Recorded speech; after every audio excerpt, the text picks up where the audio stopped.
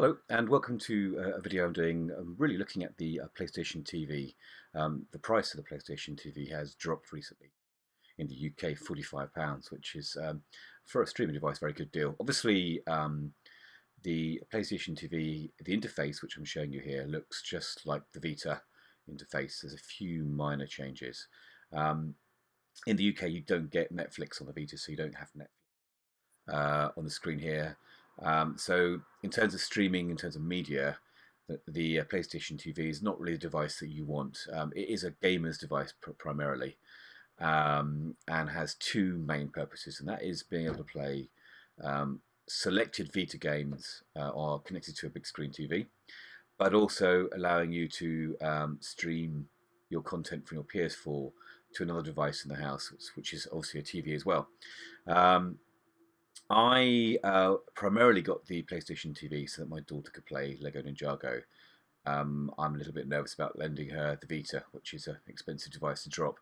So she's been using Lego Ninjago, and you can see when I go into the app on the PlayStation TV screen, you get exactly the same interface, and obviously the game is now loading up.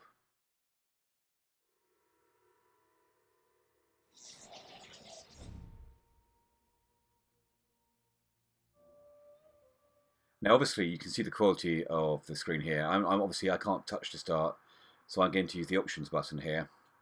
But obviously, the interface is just like the game on the Vita, and the quality is very good actually. And obviously, some games are higher quality on the Vita than others. There are some games that don't work as well. Your first port of call, if you are using the PlayStation TV for Vita games, is to check the PlayStation blog. However, I have discovered that is slightly inaccurate and out of date as such, and there are some other good forums and places to go where you can find more up-to-date lists of which games work, because some games have been updated to allow working on the PlayStation TV. One of those, for instance, is the Killzone game Mercenary. And that allows you to play it now. When you download the game, even though you download it off the PlayStation Store, it will tell you this game is not compatible with the PlayStation TV. You can do it anyway, and then obviously go into the live screen area here, and there will be at the top an update icon, a little yellow update icon. You can update it, and you can actually play it on the PlayStation TV, which gives you a little bit of an advantage, especially in the online game, because you're using a controller. The PlayStation TV works with both the controller, the DS4 controller, and the original DS3 controller for the PlayStation 3. Obviously, you have got more limited function with the DS3 in that it doesn't have a touchscreen TV. Sorry, touchscreen pad. More on that later on. As you can see here, I'm controlling this game, and this is obviously the Lego Ninjago game. Looks great on the I'm using a sort of 24-inch TV to watch this, but obviously the games are very much dependent. So some games look much better, some games look a whole lot worse, depending on how recent they are. But this looks lovely, and you know, is great because the Vita you can take with you. I've got the game chip, you know, the game card in, but you can actually, you know, whack a Sony proprietary memory card in. I've got an 8 gig one in this one actually, and you can actually download games that you already own onto this. I'm not quite sure how the Sony works out you know, in terms of the user authority, the licensing on this, but it seems to work. I can play on both my Vita and on this, so that's really cool. One thing I've noticed with obviously with the Lego Ninjago game, and you might find with other games, there are certain aspects of this game where you cannot go any further on in the game without using the touchscreen on the Vita. So again, you do need to check with the game that it's compatible with the PlayStation TV, but there is a solution that took me a while to figure out. I rang up PlayStation support, and actually, obviously whilst I was on the phone to them, discovered you can enable like a mouse-like pointer in all games if you hold down the home button on your DS4 controller, and you'll see right at the bottom there, in the settings, which this is unique to the PlayStation TV. You don't see these on the Vita, or you see a variation on these settings. But down here, obviously, because you don't have a controller attached to the Vita, which is a shame actually, you have a use touch pointer in game setting here now. So when I go back to the game now, you'll notice, in fact, I have 2 fingers I can use. Don't know how I did that. There we go. I can't actually turn it off now. I can't stop them from spinning. There we go. So you can. That's cool. You can use both at the same time. So that's in a game at some point you have to jump and use your finger to sort of swipe and catch a vine and dangling vines, that sort of thing. So without knowing that, obviously you can't advance in the game at all. So it's well worth knowing, just for that fact more than anything else. So that's that's a really useful little tip for people who are keen to play their games on the PlayStation TV. In terms of navigating around the screen, because if you haven't got a touch screen, I can't swipe to close that. So you have to hold down the circle button to close those corners. You push use the left stick, which you can actually do on the Vita now as well, following an update, to move around the screen as such.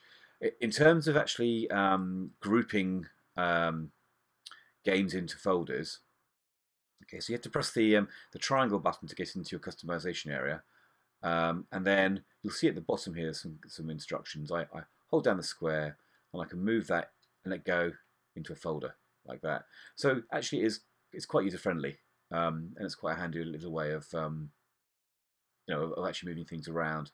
And again, you can still change your background or add extra screens and so on. So it still has all the customization of the Vita, which is really cool. There we go. So there's that. There's also obviously to push right up to the top right hand corner to get to your options menu here. Okay, and I think that's the only main difference with the Vita and the PlayStation TV in terms of your actual user interface as such. One last thing that's worth looking at, and that's checking how good Remote Play is. So I'm just going to click on the PS4 link here. You'll see this process slightly faster than normal because I've already got my PS4 turned on. But it does actually turn on your PS4 remotely. It's quite an easy setup process to sort out. So I'm just seeing how quickly, whilst I'm chatting on the video here.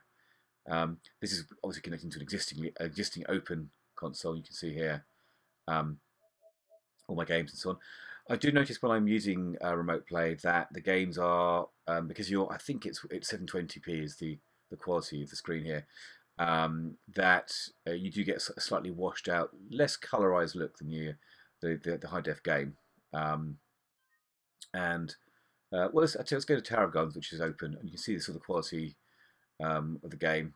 So I'll do a cool new game here. Let's just use that gun. No, I don't want to do that. Let's do it. Let's use the gun at the bottom there.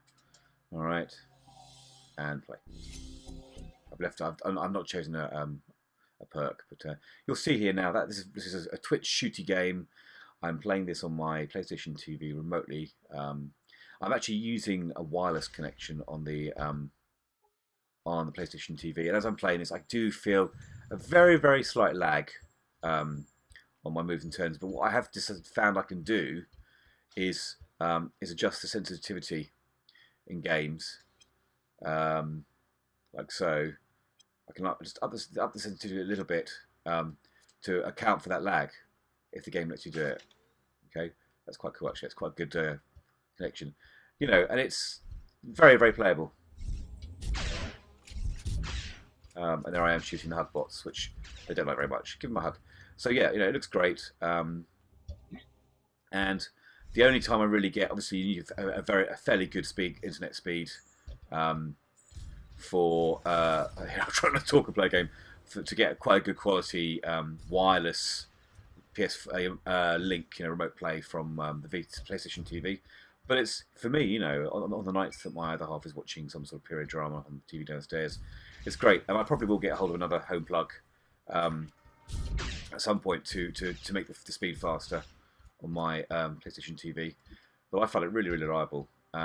If people start using other devices in the house, like if they're streaming Netflix on a tablet device, or if they're downloading some music, I do get some choppiness of where's that coming from? Some choppiness of the image and sort of slow down and a lag. So you do have to kind of use nothing else in the household whilst you're playing this game, or playing any Remote Play game. But yeah, it's really good. Even better now that the PS4, you can shut it down or pause it into sleep mode, and the game will continue straight away. Or if you turn it back on again, it makes this sort of pairing between the PS4 and PlayStation TV even more of a nice sort of coupling. So, it's there are less games than I thought that are compatible, which is a bit frustrating. But if I want to take the PlayStation TV with me to a hotel when I go travelling somewhere, as long as the hotel has a good Wi-Fi deal and connection, which I know that's quite rare still, it's like taking your PS4 with you. If you've got a remote play set up, and be able to play on your PlayStation 4 anywhere in the world, which is really cool, with friends and controllers on a TV that has a HDMI connection. So yeah, so far very impressed with it. It's for the price, it's a great little device, really. If you are looking to stream content like Netflix and so on, I don't think, and I can try it out now, I don't think Netflix works by streaming over remote play. I think if it doesn't work on the Vita, it won't work on the PlayStation TV.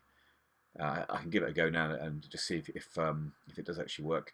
But I'm pretty sure with the way copyright protection works and licensing, that Netflix, where's Netflix? Quick look. Let's just see if it tells me it will work. Let's give it a go. Yeah, there you go. You cannot start the application. All right, okay. I'll try turning off HDCP. Now this could actually break the remote play if I try and turn it off. But I'm going to turn off HDCP. I have to turn it off whenever I'm recording content on here. So I'll just do that now. System.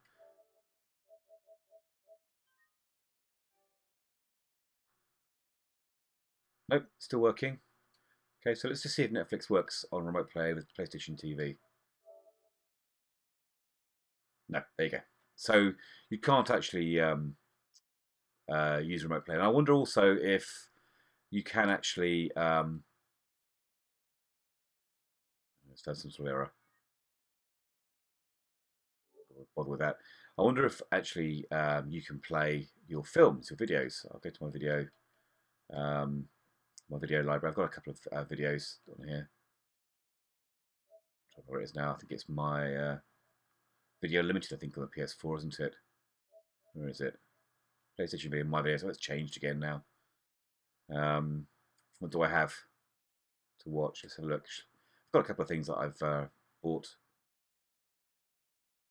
Here we go, Guardians of the Galaxy. So let's just see if that works over remote play on my PlayStation TV. It'd be quite cool if it does, because then you could actually watch your films again if you're traveling around. No, you can't. So neither of those work, and I would imagine from the very fact that I can record this footage on the PlayStation TV, that this is why you can't do this, just in terms of licensing and so on. There you go. So obviously, there's a few things that you can do, a few things that you can't do, but actually for what I need this for, it's a really good little device. Thank you for watching.